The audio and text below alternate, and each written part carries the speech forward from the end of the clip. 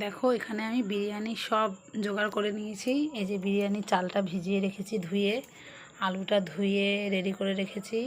আর এখানে সব মশলাগুলো মানে এই যে টমেটো, লঙ্কা, পেঁয়াজ, আদা, রসুন সব গুছিয়ে নিয়েছি। মাংসটাও ধুয়ে একটু টক দই মাখিয়ে রেখেছি। হ্যাঁ, এখন বিরিয়ানি রান্না করব।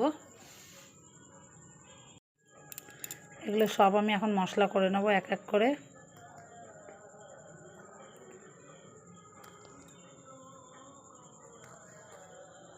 সব মশলা আমি পেস্ট করে নিলাম।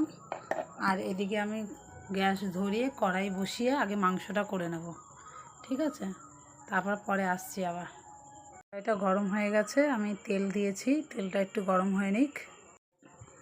দেখো তেল গরম হয়ে গেছে, এবার আমি আলুগুলো সব এক এক করে সব ভেজে নেব।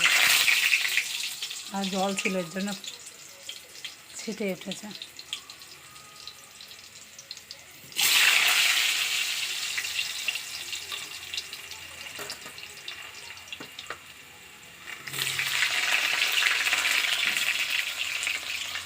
সব ভাজা হয়ে গেছে আলুগুলো। এখন আমি আলুগুলো এক এক করে তুলে নেব, ঠিক আছে? আমি এখন এই যে গোটা গরম মশলা দিয়ে দিলাম, ঠিক আছে? এবার বাবা ফাটছে ফটফট ফটফট করে। এবার পেঁয়াজগুলো ভেজে নেব। পেঁয়াজগুলো আমি লাল লাল করে ভেজে নেব, ঠিক আছে? একটু লাল লাল করে পেঁয়াজটা ভাজা হয়ে গেছে। এবার আমি মশলা বেটে রাখা মশলাটা দিয়ে দিলাম। এটার মধ্যে লঙ্কার গুঁড়ো, জিরের গুঁড়ো সবই অ্যাড করা আছে একবারে। শুধু নুনটা আর হলুদটা আমি স্বাদ মতন একটু দিয়ে দেবো, পরিমাণ মতো।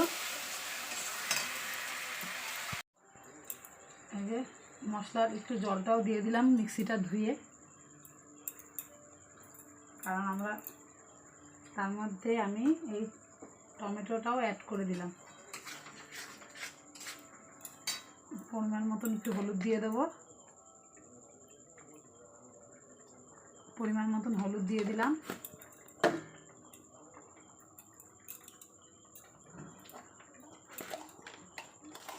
একটু নুন দিয়ে দিলাম। নুন আবার একটু পরে দেবো, একটু কম নুন দিলাম, পরে আবার দিতে হবে। একটু নুনটা দিলাম। কোথায় রান্না? তুমি রান্না করছো? বাবা আমার মেয়েও একটুখানি খুন্তি নাড়াচ্ছে, হেভি স্বাদ হবে আজকে রান্না। ওরে বাবারে রান্না থাক, আর রান্না করতে হবে না, ছাড়ো। আমার মশলাটা কষানো হয়ে গেছে, এবার আমি আলু দিয়ে দেবো।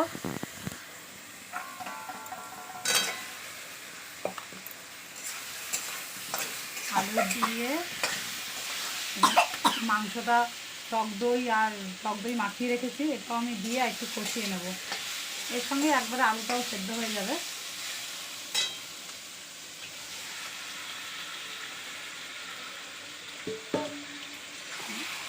আমি কষিয়ে নেব, ভালো করে কষিয়ে নেব। এটা একটু কষিয়ে নিলাম।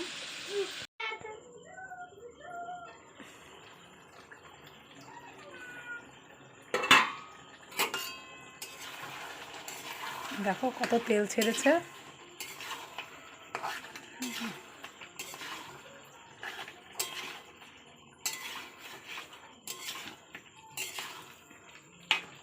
কালারটা কত সুন্দর হয়েছে। আলু এখনো শক্ত আছে, সেদ্ধ হয়নি।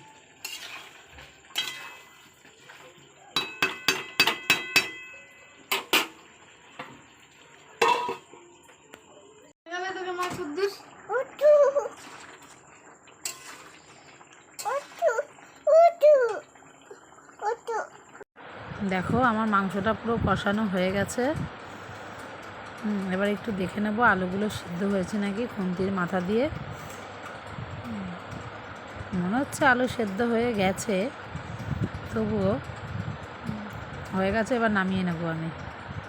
এবার দেখো আমি ভাতের হাঁড়ি বসিয়েছি, জলটা ফুটে উঠেছে। আমি এলাচ, দারচিনি, লবঙ্গ, তেজপাতা সব দিয়ে দিয়েছি। এবার ভালো করে জলটা ফুটবে আরও।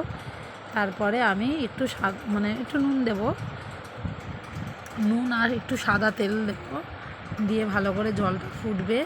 ফোটা হয়ে গেলে তারপরে আমি দেখো ভালো করে ফুটছে কিন্তু জলটা।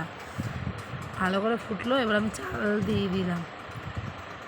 চাল দিলাম, এবার ভাতটা একটু হবে, হলেই ভাতটা দেখে নরম, মানে বেশি শক্ত নামাবো না, মানে মোটামুটি ভাতটা নামালাম। এবার মেন কাজ হচ্ছে এটা ডেকোরেশন করা, তাই তো?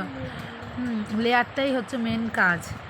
এবার দেখো আমি একটা গামলা, শুকনো গামলা নিলাম, নিয়ে তার মধ্যে আমি একটু ঘি নিয়ে মাখিয়ে নিলাম। মাখিয়ে নেওয়ার পরে আর আমার মেয়ে এত বিরক্ত করছে, আমি আর কাজ করতে পারছিলাম না। দেখো না, বারবার ও হাত দিচ্ছিল, আমি ঘি নিচ্ছি আর বারবার ও হাত দিচ্ছে। যাই হোক, আমি এই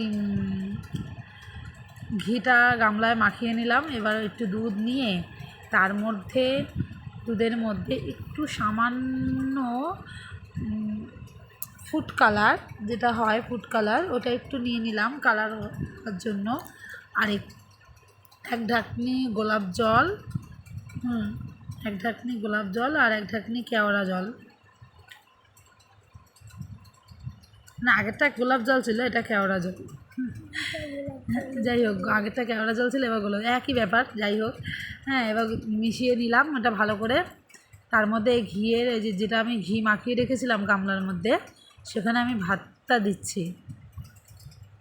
দেখো ভাতটা কিন্তু আমি ফ্যানের হাওয়ায় কিন্তু ঠান্ডা করে নিয়েছি, প্রায় ওখানে ফ্যান চালানো ছিল, ঠান্ডা করে নিয়েছি ভাতটা। এবার এর মধ্যে আমি চিকেন আর আলু আর একটুখানি গ্রেভিটা দিয়ে সাজিয়ে নেব। দেখো একটু গ্রেভিও দিয়ে দিলাম। দেওয়ার পরে এমনি ঘরোয়াভাবে করেছি তো, তাই একটু অন্যরকম হয়েছে। তোমরাও এটা ট্রাই করতে পারো। দেখো তার উপরে আবার ভাতের লেয়ার দিলাম। এটা তোমরা বাড়িতে ঘরোয়া যারা খাও তারা এটা ট্রাই করতে পারো। ভাতের লেয়ারটা দেওয়ার পরে এর মধ্যে আমি যেটা মিশিয়ে রেখেছিলাম সব ফুড কালার, কেশর, গোলাপ জল, সেটা জলগুলো দিলাম। এভাবে জলগুলো দিয়ে এবার বিরিয়ানির মশলাটাও একটু ছিটিয়ে দিলাম।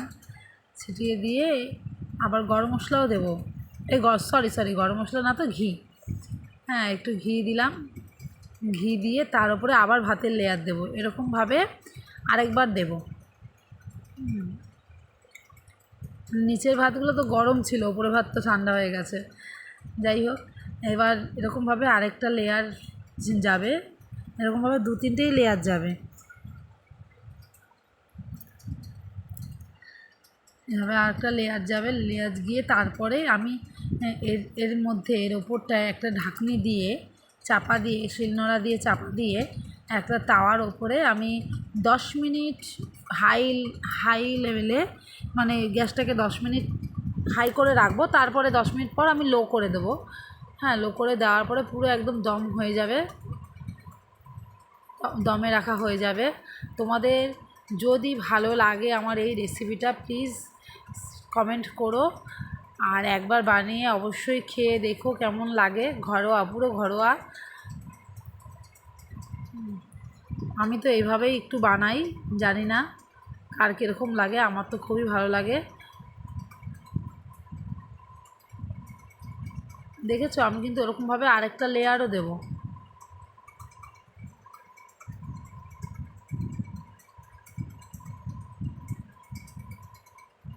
আমার ভিডিওটা যদি ভালো লেগে থাকে, প্লিজ চ্যানেলটাকে সাবস্ক্রাইব করে আমার পাশে থেকো।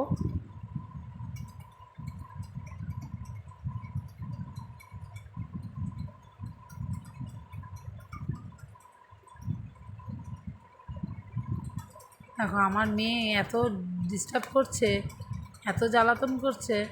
হ্যাঁ, আমার হাত থেকে মানে একটু মশলাটা, বিরিয়ানি মশলাটা একটু বেশিই পড়ে গেছিলো প্রথমে। তোমরা সানলাইট বিরিয়ানি মশলাটা ব্যবহার করতে পারো। আমি কিন্তু সানলাইটের বিরিয়ানি মশলাটাই ব্যবহার করেছি। সানরাইজ। দেখো আমি এই যে 10 মিনিট লেভেলে, হাই লেভেলে দিয়ে রাখলাম, 10 মিনিট পর লো করে দিলাম। দেখো আমার বিরিয়ানি পুরো রেডি, ছেলেকে খেতে দিয়ে দিয়েছি বিরিয়ানি।